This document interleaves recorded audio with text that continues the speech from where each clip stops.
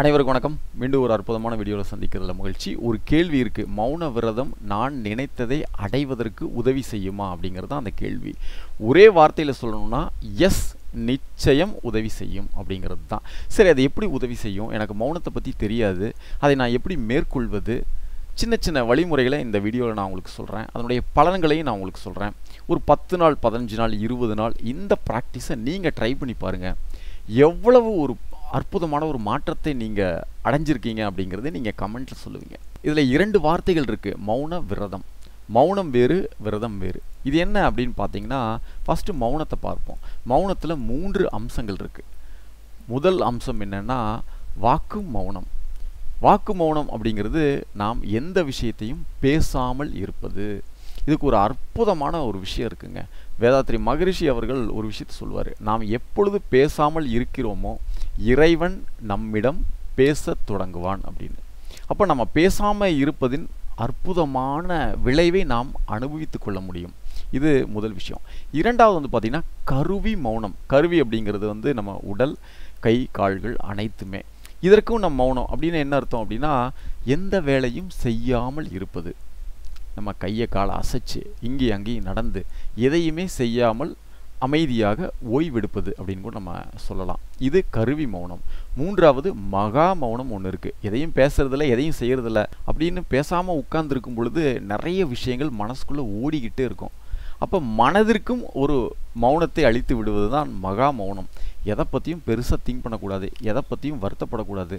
எண்ணங்கள் வரட்டும் போகட்டும், மனதிற்கும் ஒரு மௌனம் அப்படிங்கிறதுல அந்த அளவில் நம்ம இதை புரிந்து கொண்டால் போதுமானது. சரி, இன்னொன்று விரதம் அப்படின்னு இருக்குது. விரதம்னா என்ன? நம்ம தினமும் சாப்பிட்டு கொண்டே இருக்கோம். ஏதோ ஒரு வேளை நம்ம சாப்பிடாமல் இருப்பதனால நம்ம உடலுக்கும் மனதிற்கும் ஒரு நல்ல ஒரு நிலை வருது இல்லையா, ஆரோக்கியம் மேம்படுது இல்லையா. அதே போல் நம்ம நிறைய விஷயங்களை இன்டேக் உள் வாங்கி கொண்டே இருக்கோம், உள்ளே எடுத்துக்கொண்டே இருக்கோம். பார்ப்பதின் மூலமாக, கேட்பதின் மூலமாக, சுவாசத்தின் மூலமாக, நிறையா சாப்பிடுவதன் மூலமாக, டேஸ்ட், அப்புறம் உணர்வுகள், இப்படி 5 புலன்களின் மூலமாக நிறைய விஷயத்தை நம்ம உள்வாங்கி கொண்டே இருக்கோம். அது நமக்கு தெரியாமலேயே உள்ளே போய்கிட்டே இருக்குது. அப்போ அதையும் நம்ம நிறுத்திடுறோம். அப்போ நீங்கள் யோசனை பண்ணி பாருங்களேன், உள்ளே எதையும் எடுத்துக்கிறது இல்லை, வெளியிலே எதையும் கொடுக்கறது இல்லை. அப்போது ஒரு நியூட்ரலான, எம்டியான ஒரு ஸ்டேட் நம்மக்கிட்ட இருக்கும். அதுதான் இந்த மௌன விரதம். இதனால் நிறைய அற்புதமான பலன்களை நம்ம பெற முடியும். அதில் ஒரு சில விஷயம் நான் உங்களுக்கு சொல்கிறேன் பாருங்கள்.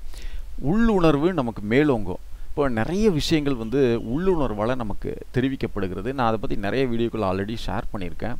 அப்போ நம்ம மௌனமாக இருக்கும் பொழுது, எந்த விஷயத்தையும் இன்டேக் எடுத்துக்கொள்ளாமல் அமைதியாக இருக்கும் பொழுது, நம்முடைய மன அலைச்சல் வேகம் படிப்படியாக குறைந்து ஒரு லோயர் ஃப்ரீக்வன்சியில் நம்ம இருப்போம்.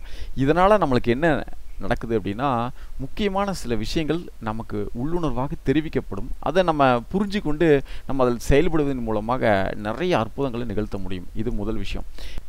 ஒரு விஷயம் நடப்பதற்குண்டான அனைத்து சாத்தியக்கூறுகளும் இருக்கும். நம்ம ஏதாவது பேசி, நம்ம ஏதாவது செஞ்சு அதை கெடுத்து விட்டுருப்போம்.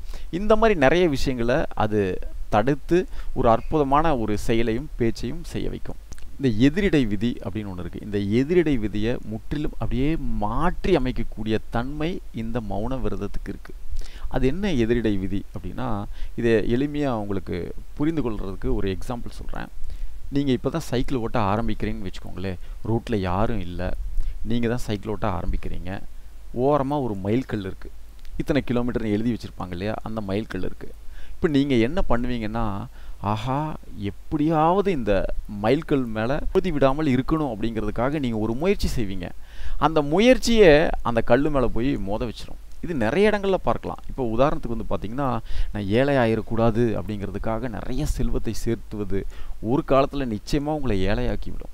அதே போல் எதிர்மறை எண்ணங்கள் எனக்கு வரக்கூடாது அப்படின்னு அது ஒரு கட்டாயத்தின் பேரில் நம்ம பாசிட்டிவான திங்கிங்கை உள்ளே சேர்த்து கொள்வது நிறைய எதிர்மறை எண்ணங்களை உருவாக்கிவிடும். அப்போ இது நடந்துவிடக்கூடாது அப்படிங்கிறதுக்காக நாம் எந்த செயலை செய்தாலும் நிச்சயமாக அந்த செயலே அதை நடத்திவிடக்கூடிய அத்தனை சாத்தியக்கூறுகளையும் உருவாக்கிவிடும். இது நடந்துவிடக்கூடாது அப்படிங்கிறதுக்கு நீங்கள் ஒரு செயல் செய்கிறீங்க இல்லையா, இதெல்லாம் மாறி இது நடப்பதற்காக இந்த செயலை நான் செய்கிறேன் அப்படின்னு ஒரு கான்சியஸாக நீங்கள் அப்ரோச் பண்ணக்கூடிய ஒரு நிலை வந்துடும்.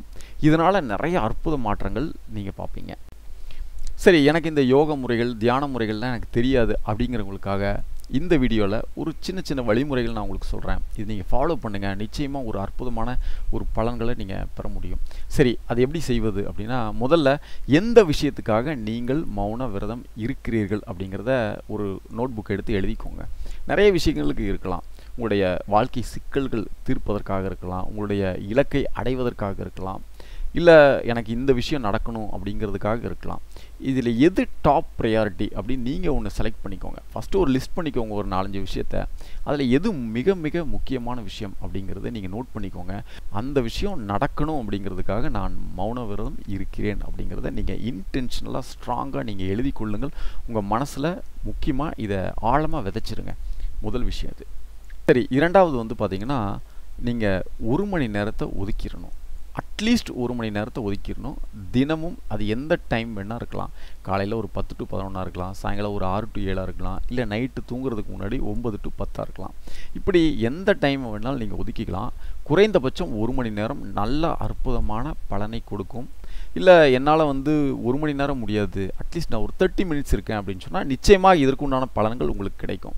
அப்போ அந்த 30 minutes ஒதுக்கிட்டு உங்களுடைய ஃபேமிலி மெம்பர்ஸ்கிட்ட இன்ஃபார்ம் பண்ணிடுங்க. இந்த டைமில் நான் மௌன விரதம் இருப்பேன், டெய்லியுமே இருப்பேன், என்ன தொந்தரவு பண்ணாதீங்க, எதுவானாலும் நான் உங்களுக்கு சொல்கிறேன் அப்படின்னு இந்த விஷயத்தை நீங்கள் சொல்லிடுங்க. அப்போ தான் அவங்க உங்களை தொந்தரவு பண்ணாமல் இருப்பார்கள்.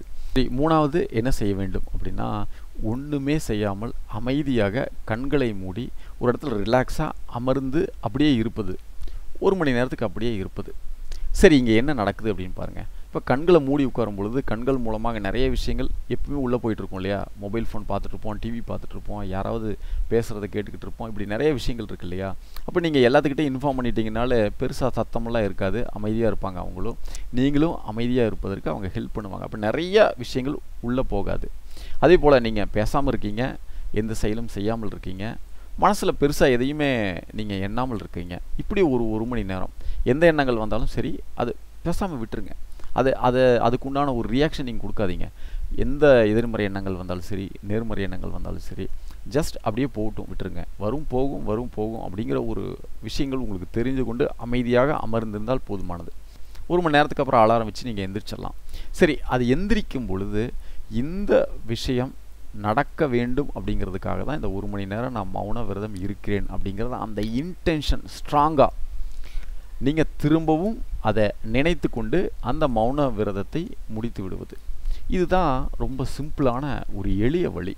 இந்த மாதிரி நீங்கள் அடுத்த ஒரு 30 நாள் நீங்கள் ஃபாலோ பண்ணி பாருங்கள். நிறைய விஷயங்கள் உங்களுக்கு எதெல்லாம் பிரச்சனையாக இருந்திருக்கோ அது எல்லாமே அப்படியே கொஞ்சம் கொஞ்சமாக விலகி அது போயிடும். ஏன் அப்படின்னு பார்த்தீங்கன்னா, அந்த பிரச்சனையை நீங்கள் சால்வ் பண்ணுறதுக்கு நீங்கள் பெரும் முயற்சி செய்கிறீங்க இல்லையா? அதுவே நிறைய இடங்களில் பிரச்சனையாக வந்துடும். இப்போ நீங்கள் என்ன செய்வீங்கன்னா, உண்மையிலே அந்த பிரச்சனை வரும் பொழுது இது செஞ்சால் போயிடும் அப்படின்னு உங்களுக்கே நல்லா தெரியும். அதை செய்வீங்க, அந்த பிரச்சனையை நீங்கள் சால்வ் பண்ணிடுவீங்க. அது கூட போட்டி போட்டு கட்டி புரண்டு கொண்டு நிறைய பிரச்சனைகள் நீங்கள் உருவாக்கி கொண்டு இருக்க மாட்டீர்கள். ரொம்ப தெளிவாக இருப்பீங்க. நிறைய நேரங்களில் உங்களுக்கு ஒரு ஸ்ட்ராங்கான ஒரு இன்ட்யூஷன் வரும். இப்போ நார்மலாக ஏன் இன்ட்யூஷன் வர்றது நமக்கு தெரியறதில்ல அப்படின்னா, நம்ம ஏதோ ஒரு விஷயத்தை நம்ம நினைத்து கொண்டே இருக்கோம். நிறைய மன அலைச்சல் வேகம் அதிகமாக இருப்பதனால நம்ம ஏதாவது நினச்சிக்கிட்டு இதை செய்யணும், அதை செய்யணும், அதை பண்ணணும், இப்படி இருக்குது அப்படின்னு எப்பவுமே மனசை வந்து நம்ம எங்கேஜாக வச்சுருக்கோம். அதெல்லாம் இல்லாமல் இருக்கும் பொழுது உண்மையிலே இது அடைவதற்கு நம்ம என்ன பண்ணுறது அப்படின்னா, அழகாக உங்களுக்கு இன்ட்யூஷனில் இது அடைவதற்கு இதெல்லாம் செய்யணும்னு அழகாக வந்து நிற்கும். நீங்கள் அதில் ஏதோ ஒரு விஷயத்தை செய்வதன் மூலமாக அற்புதமாக அந்த விஷயத்தை நீங்கள் அடைந்து விடலாம்.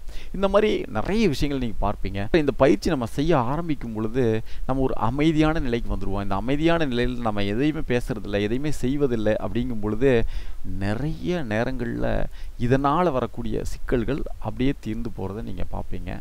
வீடு முழுக்க நீங்கள் அமைதியாக இருக்கும் பொழுது வீடு முழுக்க எந்த அளவுக்கு அமைதியாக இருக்குது அப்படிங்கிறதையும் நீங்கள் உணர்ந்து கொள்வீர்கள். சரி, இந்த விஷயந்தான் உங்களுக்கு ஷேர் பண்ணணும்னு நான் நினச்சேன். இது சார்ந்த ஏதாவது அனுபவங்கள் இருந்தாலோ, இதை சார்ந்த ஏதாவது கேள்விகள் இருந்தாலோ நீங்கள் கமெண்ட் பாக்ஸில் நீங்கள் டைப் பண்ணுங்கள். மீண்டும் இன்னொரு அற்புதமான வீடியோவில் கூடிய சீக்கிரம் உங்களை சந்திக்கிறேன். அதுவரை நன்றி.